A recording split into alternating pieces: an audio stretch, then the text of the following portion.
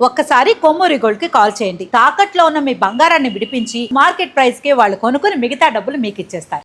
Actually ఒకటి కార్తిక్ గారు, నేను ఇంకా ఎఫ్ఐఆర్ కాపీ కూడా చూడలేదు. నాకు అది నోటీసులు ఏమన్నా వస్తేమో చూడాలి. అదే నాకు చాలా ఆశ్చర్యం ఏంటంటే, గత ప్రభుత్వంలో జగన్ గారి గవర్నమెంట్ లో అప్పుడు ప్రభుత్వానికి ఎదురు తిరిగి కోడికత్తి కేసు కానీ, వివేకానంద రెడ్డి గారి మర్డర్ కేసు కానీ, మట్టి మైనింగ్ కేసులు కానీ, ప్రభుత్వాన్ని నిలదీసి మాట్లాడినటువంటి వ్యక్తి నేను. మా గురించి అంటారా, మన డిఫామేషన్ వేయాలని ఏ ఒక్క నాయకుడు వేయలే. అంటే మనమేమి వ్యక్తిగతంగా అంటే బూతులు తిట్టము, తప్పుగా మాట్లాడడం, కేసు గురించే ప్రస్తావిస్తాం. సో, అందుకని నాకు అంటే ఇన్ని సంవత్సరాలలో గత 5 ఏళ్లలో ఎంతమంది రాష్ట్ర రాజకీయ నాయకులు 175 ఎమ్మెల్యేల మీద అందరి మీద చాలా కేసులున్నాయండి. నా మీద ఇంతవరకు ఒక్క కేసు వేసిన వాళ్ళు కూడా లేరు. So, first time Anasuya Bharadwaj గారు వేసినారు కాబట్టి నేను ఒకటే చెప్తున్నాను సార్. అడ్వకేట్ల మీద కేసులు వేయకూడదనేదో చట్టం కూడా వచ్చిందట. దాని గురించి కూడా నేను పూర్తిగా తెలుసుకోలేదు. అంత అవసరం ఏముంది అని అనుకున్నాను. బట్ ఇప్పుడు ఒకసారి కనుక్కుంటాను. No issue. బట్ ఇప్పుడైతే చాలా మంది 2, 3 నాయకులు కూడా నాకు ఫోన్ చేసి మీరు కూడా అనసూయ గారి మీద వేయండి అంటే, అరే ఎందుకు వేస్తాను? నేను వేయను. మీరు కూడా వేయండి అండి. నేను వేయను సార్. నేను ఎందుకు వేయాలండి? నా విలువైన సమయాన్ని వారి గురించి ఆలోచించి ఎందుకు కేటాయించుకోవాలి? నా టైం వేస్ట్ ఎందుకు? సరే మీరెందుకు మరి ఆమె గురించి మాట్లాడినారు అనొచ్చు. ఎందుకంటే అప్పుడున్న పరిస్థితి ఎలా ఉంది అంటే, అది తప్పేంటి? ఎవరు వాళ్ళకి నచ్చిన బట్టలు వేసుకోవచ్చు. చీర అనేది ఒక సాంప్రదాయం కావచ్చు. కానీ ఏ రోజన్నా మీరు చూడండి, నేను టీవీ డిబేట్‌లో ఎప్పుడైనా ఒక్క రోజన్నా ఒక్క మచ్చుకైనా సారీ కట్టుకొని కూర్చున్నానా? ఎప్పుడూ యూనిఫార్మే, ఎప్పుడూ బ్లాక్ అండ్ వైటే. అంటే పద్ధతి అంటే చీర కట్టుకుంటే పద్ధతా? పద్ధతి అంటే మనం వేసుకునే వస్త్రధారణ, మన మాట తీరు, మన నడవడిక, మన నడవడిక. సో, దీని మీద ఆధారపడి ఉంటది. మనము, మనము బికినీ వేసుకోవచ్చు, చుడిదార్ వేసుకోవచ్చు, స్కర్ట్‌లేసుకోవచ్చు, షార్ట్‌లేసుకోవచ్చు. కానీ మన ఇంట్లో వేసుకోవచ్చు, బయట కూడా వేసుకోవచ్చు. కానీ ఆ ఫోటోలు పబ్లిక్ డొమైన్‌లో పెట్టాక అది పబ్లిక్ ప్రాపర్టీ. నేనెలా పబ్లిక్ ప్రాపర్టీనవుతాను? అని అనడానికి లేదు. మనం పబ్లిక్ డొమైన్‌లో పెట్టేసినాం. అందుకే మీరు గమనిస్తే ఫేస్‌బుక్ కానీ, ఇన్‌స్టాగ్రామ్ గాని రిస్ట్రిక్షన్స్ ఉంటాయి. అంటే మనకి సంబంధించిన వాళ్ళకే కనపడేలాగా. బయట వాళ్ళకి కనపడకుండా. నేనెప్పుడన్నా ఎవరైనా ఫోటోస్ సోషల్ మీడియా వీడియోస్ పెడితే, "ఏంటి పరిమళ ఆ వీడియోస్? ఏంటి ఆ ఫోటోస్?" అన్నావనుకో, లేదమ్మా ఇది ఎవరికీ కనపడదు. మన 10 మందికే కనపడుతది. చూడు మంచిగా వీడియో చేసినాను చూడు, వంట గురించి చేసినాను చూడు అని ఇలా చెప్తుంటారు పిల్లలు. సో, అట్లా చాలా మంది మా ఊరు పిల్లలందరూ కూడా అమ్మ, అమ్మ అని అంటారు సార్. సో, ఆ పిల్లలకి కూడా చెప్తాను. "అది కాదమ్మా, అదలా ఉండదమ్మా, అదెవరికీ కనపడదమ్మా" అంటారు. నాకు చాలా ఆశ్చర్యం అనిపించింది. అదేంటి మన వరకే కనపడుతుందా అని. అవును, మన వరకే కనపడతది. అందరికీ డిస్‌ప్లే అవ్వదు అని. సో, అప్పుడు మన వరకంటే ఒక 10 మంది, 15 మంది, ఒక ఫ్యామిలీ మెంబర్స్, ఒక ఇన్‌స్టాగ్రామ్‌లో ఒక సర్కిల్, ఒక గ్రూప్. కానీ ఈవిడ పెట్టింది పబ్లిక్ డొమైన్‌లో కదా! అది కూడా పిల్లలతో వాళ్ళ భర్తతోనే కలిసి స్నానం చేసింది. ఇంకొకళ్ళతో ఉంటే మనకి ఫోటోస్ పెడతారా అండి? పెట్టరు కదా! అవన్నీ కొంచెం గోప్యంగా, అజ్ఞాతంగా ఉండాల్సినయి కదా! వాళ్ళకి తెలుసు. అన్నీ తెలుసండి వాళ్ళకి. ఏవి ఎక్కడ ఎక్స్‌పోజ్ చేయాలి? ఏవి ఎక్కడ ప్రొడ్యూస్ చేయాలి? ఏవి ఎక్కడ చేయకూడదు? అన్నీ వాళ్ళకి తెలుసు. వాళ్ళేం తెలియనంత చిన్న పిల్లలు కాదు, బుల్లి బొప్పులు కాదు. ఎన్నో నలిగి, ఎన్నో పడితేనే ఈ స్థాయిలో ఉంటారు. ఎక్కడి నుంచొచ్చి ఈరోజు ఆడి కార్‌లు ఒక 4, 5 కొనుక్కున్నా, బంగ్లాలు కొనుక్కున్నా, విల్లాలు కొనుక్కున్నా, ఒకప్పుడు జబర్దస్త్‌లో మనం పెంచి పోషించినటువంటి ఒక సాధారణమైనటువంటి ఆడబిడ్డ. ఈరోజు 75 మంది మీద కేసులు వేసేటప్పుడు, ఇప్పుడైనా పబ్లిక్ డొమైన్‌లో ఆవిడ పెట్టిన ఫోటోలు వెనక్కి తీసేస్తే బావుండు. నేను తీయను. నేనెందుకు తీయాలి? నేను తీయను. మీరు మాట్లాడకూడదు. నేను బట్టలు విప్పేసుకున్నా మీకసలు ఏ ఫీలింగ్స్ రాకూడదు. నా భర్తకే రావాలి. అని ఒక వీడియోలో చెప్తే ఆశ్చర్యమేసింది. నేనెట్లా ఉన్నా అంటే నేను నగ్నంగా ఉన్నా గాని మీకేం అనిపించకూడదు. అదేంటది? అదేదో ఉంటదండి ప్రతిజ్ఞ. భారతదేశం నా మాతృభూమి, భారతీయులందరూ నా సహోదరులు. నేనంటే భారతీయులందరూ సహోదరులైతే మరి చేసుకున్నోడు ఏమవుతాడు? ఒకడు తప్ప మిగతా వాళ్ళందరూ సహోదరులని ఎందుకు రాయలేదు? అందరిని అంటే భర్తని కూడా తండ్రి భావన, సోదర భావనలో చూడాలి. చూసేటప్పుడు అంటే భార్యేషు దాసి, భోగేషు మాత, కరణేషు మంత్రిలు చాలా ఉంటుంటాయి గదా! అవన్నీ కూడా పాటించాలా. ఈవిడ చెప్తది ఆవిడ భర్తకి తప్ప ఇంకెవ్వరికి ఫీలింగ్స్ రాకూడదట. ఇదేంటో మరి. ఆవిడ ఆవిడ ఆవిడ ఇష్టం వచ్చినట్టు చేసి అవతలోళ్ళ ఫీలింగ్స్ కూడా ఆవిడ కంట్రోల్ చేసి అంటే వాళ్ళ ఇంద్రియ నిగ్రహాలను కూడా ఈమె కంట్రోల్ చేసేసిద్ది. మరి ఎందుకని మగపిల్లలు రాత్రుళ్ళు చూసుకొని ఫోన్‌లో వీడియోలు చూసుకుంటారు, ఫోటోలు పెట్టుకుంటారు. వాళ్ళు మమ్మల్ని మీరు చూడకూడదు. చూసినా మీకు అలా అనిపించకూడదంటే, అలా అనిపించడం కోసమే దరిద్రులు వీడియోలు, ఫోటోలు చూసుకుంటారు. అలా వీడియోలు, ఫోటోలు చూసుకునే రోడ్ల మీద చాలా కార్యక్రమాలు జరిగిపోయినాయి. తప్పు పనులు, కరికరములు. Whatever it may be. వాళ్ళు చక్కగా ఎక్స్‌పోజ్ చేసుకుంటారు. వాళ్ళ ఇంట్లో వాళ్ళు ఉంటారు. గన్‌మెన్‌తో వెళ్తుంటారు. మరి మిగతా వాళ్ళ పరిస్థితి ఏంటి? సో, దాని వల్లే జరిగిపోయినాయి అంటే దాని వల్ల జరగడానికి కూడా అది ఒక కారణమైంది. ఈరోజు మీరు మా మీద కేసులు వేయొచ్చు.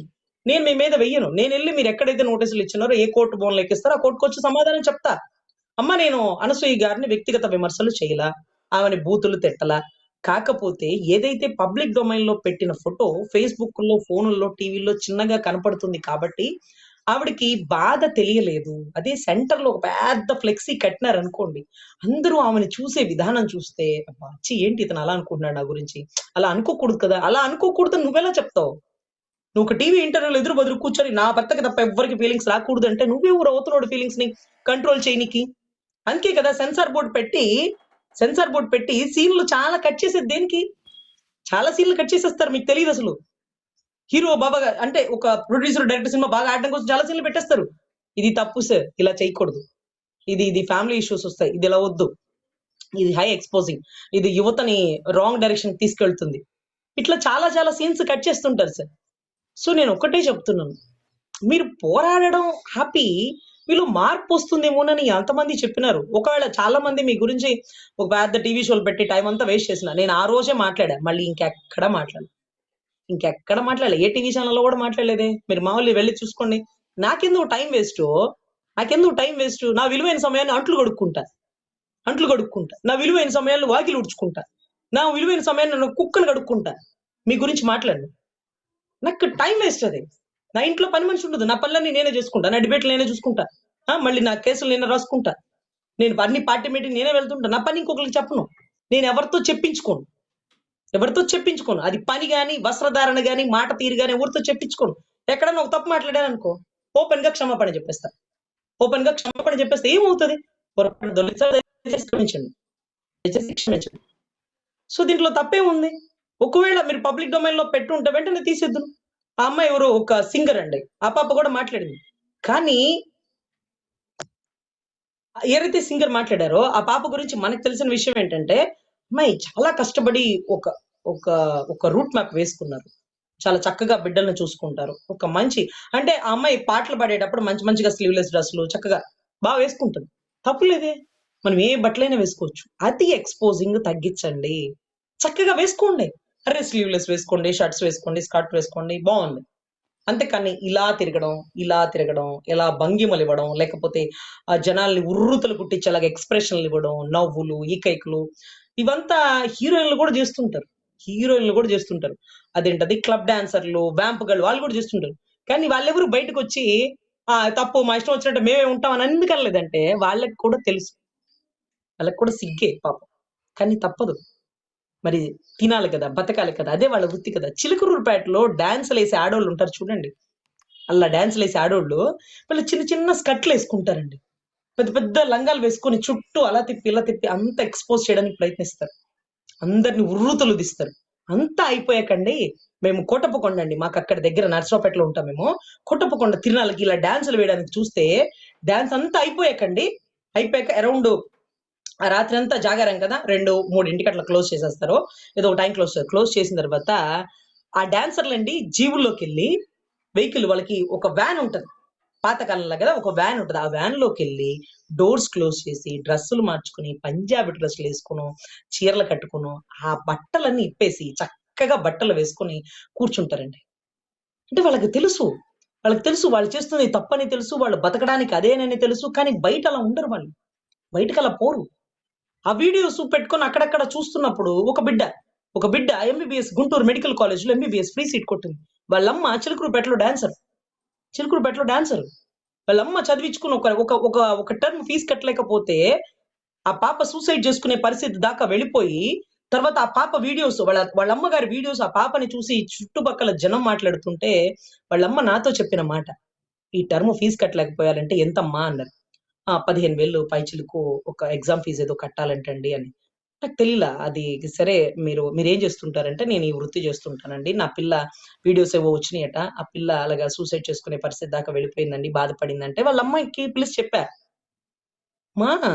మీ అమ్మగారు చేసేది ఆవిడ సంతోషానికో, లేకపోతే ఇంకొక దానికో, లేకపోతే కోట్లుకో, లేకపోతే ఆడి కార్లకో, బంగళాల కోసమో, సినిమా ఛాన్సుల కోసమో, జనాలు ఉర్రూతలూదిచ్చడం కోసం, మంచి మంచి అవకాశాల కోసమో కాదు తల్లి. కేవలం నీకు ఫీజు కట్టడానికి. చూసేవాళ్ళు మురిగే కుక్కలు 100 మురుగుతో. నీ తల్లి ఏంటని నీకు తెలుసు. ఆ కాసేపే డాన్స్ ఏస్తది. ఒకవేళ ఏ పనిలో పరిస్థితుల్లో తప్పు చేసినా సరే, అది వాళ్ళ వ్యక్తిగత కోసం కాదు, వాళ్ళ బిడ్డల కోసం. మీరు కూడా మీ బిడ్డల కోసం కష్టపడండి. కానీ మించి కాదు కంటిన్యూస్ గా మీరు ఎక్స్పోజర్ చేసుకుంటూ సినిమా ఛాన్సుల కోసం ఆఖరికి ఒక తెలుగు అమ్మాయి వకీల్ సాబ్ లో ఉండే పిల్ల ఆ పిల్ల కూడా పాపం ప్రొఫెషన్ కి వచ్చాక అంటే వాళ్ళు సినిమా ఛాన్సుల కోసం పాపం వాళ్ళు కూడా ఎక్స్పోజింగ్ బిగిన్ చేసినారండి. అంటే నాకు అర్థం కాని ఇదేంటంటే మీకు మీకు తెలుసు అదేంటిది చాలా మంది ధర్మాన్ని పట్టుకొని వేలాడతారు. ఆ ధర్మాన్ని అంటే మనం ధర్మాన్ని కాపాడితే ధర్మం ఏదో ఒక రూపంలో మనల్ని కాపాడుతుంది అన్న ఉద్దేశంతో. ఈ రోజు ఇది తప్పమ్మా, మీకు బాధ అనిపించట్లేదు, మీకు సిగ్గు అనిపించట్లేదు. చిన్న చిన్న ఫోనులో చూస్తుంటే సెంటర్ లో ఫ్లెక్సీ కట్టుకుంటే చుట్టుపక్కల చూసేవాళ్ళు నీ గురించి అనుకుంటే నీ పిల్లలు పోయి నీ పిల్లల పక్కన ఫ్రెండ్స్ అనసూయ ఆంటీ వాళ్ళ కొడుకురా, ఆంటీ కత్తిరా కసక్రా అని అంటే నీ కొడుకు మనసు ఎంత బాధపడుతుందో తెలుసా? ఆ మెడికల్ కాలేజ్ పిల్ల సూసైడ్ చేసుకునే టెండెన్సీకి ఎందుకు వెళ్ళిపోయింది? మా అమ్మని అంటున్నారు. దాన్ని కాదు అని ఆ పాపని కాదని బంగారు తల్లి, అది ఫ్రీ సీట్ కొట్టేసింది. అది పీజీ సీట్ కూడా ఫ్రీ సీట్ కొట్టేసింది. దానివల్ల పాపం చిటి తల్లి ఆ తల్లిని అనేటప్పటికి ఈ బిడ్డ సిగ్గుతో ఊరేసుకోపోయిందట. ఆ టీచర్ పిలిచి లేదమ్మా మీరు ఒకసారి మేడంతో మాట్లాడినా, నన్ను పిలిపించిన, నేను అడిగినాను, మాట్లాడినాను, వాళ్ళ అమ్మని కూర్చోబెట్టినాను. తప్పమ్మా ఈ టర్మ్ ఫీజు నేను కడతాను, అమ్మగారి దగ్గర ఉన్నప్పుడు ఇద్దరు కానీ నాకేం ఇబ్బంది లేదు, అవసరమైతే ఒక ఉంగరం బ్యాంక్ లో పెడదాం, చదువు అందరికీ రాదు తల్లి, నీలాంటి దానికోసం ఎంతైనా ఖర్చు పెట్టచ్చు, కష్టపడచ్చు, ఇబ్బంది లేదు అంటే నా కాళ్ళకి దండం పెట్టారు వాళ్ళ తల్లి కూతుళ్ళు ఇద్దరు. అంటే నాకు అనిపించింది వాళ్ళ తల్లి చేసే తప్పే, కానీ ఎక్కువ చేయదట, పిల్లల ఫీజుల వరకే చేసుకుంటుందంట. వాడు రమ్మన్నాడు హైదరాబాద్, వీడు రమ్మన్నాడు పోతట. పాపం అమ్మో పిల్లలు కదండి, మా బతుకు తిరిగిదే అయిపోయిందండి, మొగుడు తెలిసి వెళ్ళిపోయాడండి, మాకు ఇది తప్ప వేరే గత్యంతరం లేదండి, బతకలేక చూస్తున్నామండి, ఎంత నష్టపోతున్నామో, ఎంత కష్టపడుతున్నామో, ఎంత ఎంత అనారోగ్య ఇబ్బందులు పడుతున్నామో అంటూ వాళ్ళు మాట్లాడిన మాటలకి కన్నీటి పర్యంతమై ఎలాంటి కేసులు నేను చేసినానంటే, ఒక బ్రోకల్ హౌస్ లో దొరికిన ఆడపిల్ల మీద కేసులు కట్టి దాని దగ్గర ఉండే బంగారు గొలుసులు కొట్టేసినటువంటి పోలీసుల్ని కాళ్ళ పట్టుకొని ఒక బ్రోకల్ దాని గురించి కేసు చేస్తారా రజనీ గారంటే? ఊడరా నీకు చెప్పింది? ఎవరు నీకు చెప్పింది? దేనికోసం కష్టపడుతున్నారు? దాంతో పడుకున్న వాళ్ళు మీరు బ్రోకల్ కదా, పడుకున్నది తప్పు చేస్తే దాంతో పడుకున్నవాడు వాడు కూడా అదే కదా. ఇప్పుడు పెద్ద పెద్ద పోలీస్ ఆఫీసర్లు, అధికారులు, డబ్బున్న దళారులు అయితే వీళ్ళు వేసి అని అనుకోండి, వాళ్ళు విటులు ఏదో అంటారు కదా వాళ్ళ భాషలో, వాళ్ళు కూడా అదే కదా. సో ఇటువంటి పరిస్థితుల్లో అనసూయ గారు మా మీద కేసు కట్టి మమ్మల్ని బోనెక్కిస్తే గౌరవ జడ్జి గారి ముందు నేను చక్కగా విపులంగా ఎక్స్ప్లెయిన్ చేస్తాను. ఆడబిడ్డలు స్వేచ్ఛగా ఉండండి, చక్కగా అర్ధరాత్రులు కూడా వెళ్ళి మీ వృత్తులు చేసుకోండి, నైట్ షిఫ్ట్ లో హాస్పిటల్స్ లో ఉద్యోగాలు చేసుకోండి, సాఫ్ట్వేర్ ఉద్యోగాలు చేసుకోండి, మీరు స్వేచ్ఛగా వెళ్ళండి. మీ కంఫర్ట్, నా కంఫర్ట్ డ్రెస్, చక్కగా కాలర్ నెక్ డ్రెస్ ఉంటది, ఫుల్ హ్యాండ్స్ డ్రెస్ ఉంటది, చక్క కంఫర్ట్ గా ఉంటది. నాకు చున్నీ డ్రెస్ మీద ఈ కోట్ లేదనుకోండి, చున్నీ అటు సర్దుకొని ఇటు సర్దుకొని నేను మాట్లాడే దాని మీద కాన్సన్ట్రేట్ పెట్టలేను. ఏదో క్లోజ్ అనుకోండి, నాకు ఫ్రీగా ఉంటది. మీరు ₹1,00,00,000 ఇచ్చి రజనీ గారు మీకు ₹1,00,00,000 ఇస్తాం, మీరు స్లీవ్లెస్ డ్రెస్ వేసుకోండి నేను వేసుకోను, నాకు నచ్చదు, నాకు నచ్చినట్టు నేను ఉంటా. అనసూయ గారికి అలా నచ్చదు, ఆమె నచ్చినట్టు ఆమె ఉండనివ్వండి, మీరు నచ్చినట్టు మీరు ఎట్లా ఉండండి. కానీ బిక్కినీ ఫోటోలు మీరు ఫేస్బుక్ లోను సోషల్ మీడియాలో అప్లోడ్ చేసి ఎవ్వరికి ఫీలింగ్స్ రాకూడదు, నా భర్తకే రావాలి అంటే నీ భర్తకి చూపిస్తే భర్తకే వస్తాయి, నువ్వు అందరికి చూపిస్తే అందరికి రావా? వస్తాయి. ఏదో నీ తండ్రికో నీ తమ్ముడికో నా చెల్లెలే నా కూతురని రాకపోవచ్చు, కానీ అందరికీ వస్తుందమ్మా. అదేదో ప్రతిజ్ఞలాగా అందరూ సోదరులు సోదరులేమణులు అన్నట్టు ఏమి ఉండదాడా కదా. సో మనము ఒకటి కార్తిక్ గారు, మీ మనం టీవీ ఛానల్ కూడా నోటీస్ వచ్చిందంట, నిన్న మొన్న కూడా ఎవరో అడిగినారు, ఆ 72 మీద కేసులు పెట్టిందట, దాంట్లో మీ పేరు కూడా ఉందా అండి అన్నాడు.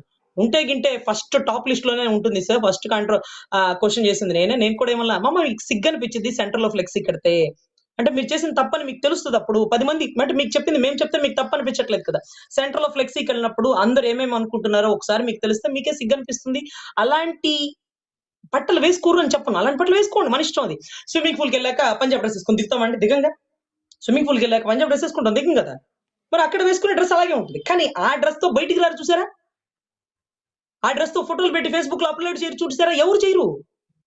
ఇప్పుడు చిలకరూపేటలో క్లబ్ డాన్సులు వేసే చిన్న చిన్న పిల్లలు కూడా బయటికి ఆ డ్రెస్సులతో రాకూడదు, సిగ్గు తెలుస్తుంది, మానం అది తెలుస్తుందమ్మా మీకు అని అన్నాను. అది తప్పైతే క్షమించండి అని నేను చెప్పడం కరెక్ట్ కాదు, ఎందుకంటే వ్యవస్థ పాడైపోతుంది.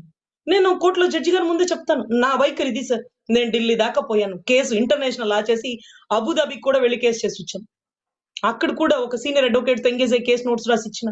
ఎక్కడికి వెళ్ళినా నా వస్త్రధారణ ఎలాగ ఇది నాకు ఇష్టం, ఇది నా సాంప్రదాయం, అందుకే వెళ్ళిన వాళ్ళ నమస్కారం పెడతారు, నాతో ఫొటోస్ లేకపోతే ఇంకోటి దిగరు. అయితే అభిమానంతో దిగే సెల్ఫీలు వేరు. కసక్కలాగా ఉందని ఫోటోస్ తీసే వేరు. మీరు ఒక షాప్ ఓపెనింగ్‌కి వస్తారు. చక్కగా షాప్‌లో ఓపెనింగ్ చేయండి. చక్కగా చీర కట్టుకొని, మళ్ళీ బయటకొచ్చి ఒక స్టేజ్ కట్టి ఆ పాటకి డాన్సు, ఈ పాటకి డాన్సు, జనాల్ని రెచ్చగొట్టే, ఉర్రూతలు ఊదిచ్చే మీ భంగిమలు, మీ వైఖరితో సొసైటీలో 1% అన్నా పాడవుతుందని నా వాదన. నేనైతే కాంప్రమైజ్ కాను కార్తిక్ గారు. ఏ 5లో ఉన్నా, ఏ 1లో ఉన్నా, ఏ 2లో ఉన్నా నేనైతే తప్పు చేయలేదనుకుంటున్నా. ఆయన అడ్వొకేట్ మీద కూడా పెట్టకూడదేమో నాకైతే తెలీదు. మరి పెట్టారు కాబట్టి నో, డోంట్ వరీ. నేనెళ్లి నా ఎక్స్‌ప్లనేషన్ చెప్తాను. ఆ నోటీస్ అయితే నాకింకా రాలేదు. వస్తే దానికి సమాధానం కూడా రాయగల కెపాసిటీ నాకుంది కాబట్టి నా డ్రాఫ్ట్‌ని నేనే చేసుకుంటాను. నా కేస్ నేనే వాదించుకుంటాను. మిగతా పార్టీలుగా ఉన్నవాళ్ళు పాపం లాయర్‌ని పెట్టుకోవాలేమో. నాకు ఆ ఖర్చు మిగిలిద్దండి. ఆ ఖర్చు మిగులుతది. మేము చాలా మధ్య తరగతి వాళ్ళం. చాలా మధ్య తరగతి వాళ్ళం. ఒకళ్ళ డబ్బులు, అవకాశాలు వస్తాయన్నా సరే మేమెప్పుడు మా మా సిద్ధాంతాలకి వైరుధ్యంగా పోమండి. ఈరోజు వాళ్ళు వెళ్తుంది కేవలం డబ్బులు, అవకాశాల కోసమే. వాళ్ళ ఆ రకమైన వైఖరితో 'జబర్దస్త్‌లో' అంత మంచి డ్రెస్సులు వేసుకుంటేనే దాని రేటింగ్ పెరుగుతదని వాళ్ళు వేసుకుంటున్నారు. మీరు కూడా ఇలా చేయండి రజనీ గారు. మీకు లక్షలొచ్చేస్తాయి. మీరు ఇలా చేయండి రజనీ గారు. మీకు పదవులొచ్చేస్తాయని చెప్పుతో కొడతాం. చెప్పుతో కొడతాం. చేత్తో గూడా గాదు. మా సిద్ధాంతాలు మాకుంటాయి. రాకపోని అమ్మాయి అంటే ఇలాగే ఉంటదిరా. రజనీ అంటే అలాగే ఫైర్ బ్రాండ్ రా. రజనీ గారంటే ఇలాగే మాట్లాడతార్రా. రజనీ గారిని ఎప్పుడు యూనిఫార్మ్‌లోనే చూస్తాంరా. అరే మనం వేసుకునే డ్రెస్‌ని బట్టి మనకు అవకాశాలు పెరుగుతాయి అన్న మాట తీరును గిట్ట పెరగాల. సో, ఇది కరెక్ట్ కాదు సార్. దీన్నసలు మనము ఆవిడ ఇంకా కూడా పోరాడుతుంది. ఇంకా కూడా నేను చేసింది కరెక్టే. నేను అదేంటిది బికినీ డ్రెస్‌లు వేసుకొని నేనెలా అయినా పెట్టుకోవచ్చు. మీరెవ్వరు అలా అనుకోకూడదు. మీ ఇంద్రియాలు మీరు నిగ్రహం చేసుకోండి అంటే, మేమేమి తపస్సు చేయట్ల అని అంటారు. రాష్ట్రంలో, దేశంలో ఉండే మగవాళ్ళు. సో, ఎనీవే ఈ పోరాటం ఎక్కడి దాకా వెళ్తుందో, దీనికి సపోర్ట్ చేసేవాళ్ళు ఎంతమంది ఉంటారో అందరూ కూడా ముందుకొస్తారు. ఈ వైఖరిని మార్చాలి. అందుకనే మహాత్మా గాంధీ గారు విదేశీ వస్త్ర బహిష్కరణ అనింది. ఎవరన్నా విన్నామా? ఆ విదేశీ వస్త్రాల్ని మనం పెంచి పోషించి మనం కూడా విదేశీలా మారిపోయి కొన్ని చట్టాలు గూడా మార్చేసుకొని భారతదేశం అంటే అర్రె! భారతీయ బిడ్డలంటే చీరకట్టుతో వస్తారు. మంచిగా ఎక్స్‌పోజ్ లేకుండా ఉంటారు. చక్కగా పద్ధతిగా ఉంటారు. ఇవన్నీ కొన్ని ఉంటాయి సార్. మేము అబుదాబికి కేస్ చేయడం వెళ్ళినప్పుడు, నాతో పాటు ఇంకొక దేశాలకు వెళ్ళినప్పుడు మేము ఎక్కడి నుంచో I am coming from India. I am Indians. ఆ! ఓకే.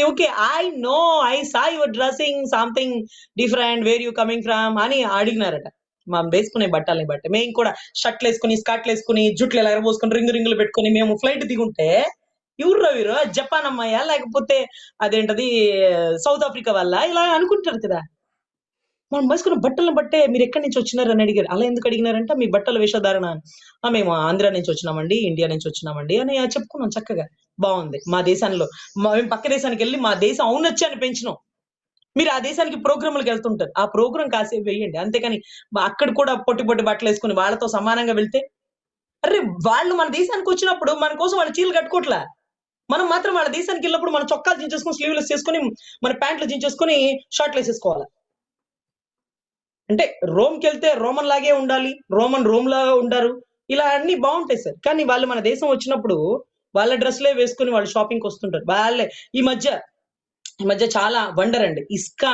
ఇస్కాన్ భక్తులు విదేశాల నుంచి వచ్చి చక్కటి లంగా ఓణిలతో, ధోతీలతో మగవాళ్ళు ధోతి పంచెలతో చక్కగా కోలాటాలేస్తుంటే చాలా భారతదేశ సాంప్రదాయాన్ని కాపాడుతున్న విదేశీయుల పాదాలకి నేను దండం పెట్టినానండి. నమస్కరించిన. No. I am not a god. You are a god. మా దేశంలో దేవుణ్ణి పక్కన పెట్టి చొక్కాలు చించుకొని, ప్యాంట్లు చించుకునే వాళ్ళని మేము చాలా మంది చూసినాం సార్. మా దేశ సంప్రదాయాన్ని కాపాడుతున్నారు. సో, మేము ఖచ్చితంగా మీకు గౌరవిస్తాం. దేవుణ్ణి విగ్రహాల్లో కాదు, మీలా దేవుడి అంటే ఇప్పుడు ఆదిశంకరాచార్యులు అంటే ఎవరండి? ఆయన మత ప్రచారమే కదా చేసింది. ఆయన ధర్మ ప్రచారమే కదా చేసింది. సనాతన ధర్మాన్నే కదా ప్రచారం చేసింది. సో, మన ధర్మాన్ని విదేశీయులు కాపాడుతున్నారు. విదేశీయులు. మనం కాదు. మన ధర్మాన్ని విదేశీయులు కాపాడుతున్నారు. మనం మాత్రం మతం మార్చేసుకుంటున్నాం. సో, ఒకటి sir. Whatever it may B తప్పుని తప్పు అనే అంటాము. వారెవ్వరైనా గాని ఎదురుగా ఎంతటి వారినొచ్చినా, ఎన్ని కేసులు పెట్టినా సరే అందుకే కదా భారతదేశ స్వతంత్రంలో ఎంతో మంది పెద్ద పెద్ద లీడర్స్ అందరూ జైలుకి వెళ్ళింది దేనికి? వాళ్ళ సిద్ధాంతాలను చంపుకొని వాళ్ళు బతకరు. ఇది తప్పు. మీరు చేస్తున్న తప్పంతే. దాన్ని తప్పు అని మీరెలా అంటారు? నా ఇష్టం. నీ ఇష్టం నువ్వు నీ బెడ్‌రూమ్‌లో ఉంచుకో. నీ ఇష్టం నువ్వు లేకపోతే జిమ్‌కెళ్ళినప్పుడో, లేకపోతే మీరేదైనా సముద్రం దగ్గరికెళ్ళినప్పుడో, గోవా బీచ్‌కెళ్ళినప్పుడో బావుంటది. మీరు పబ్లిక్ డొమైన్‌లో పెట్టేసాక ప్రతి ఒక్కరు వాళ్ళకి నచ్చినట్టు మాట్లాడేస్తారు. మీరలా మాట్లాడకూడదు. నేను ఇలాగే చేస్తాను. మీరు అలాగే ఉండాలి అంటే this is not right. So, ఒకటి కార్తిక్ గారు ఫైట్ చేద్దాం. Whatever it may B. పోరాడితే పోయేదేముంది? బానిస సంఖ్యలు తప్ప.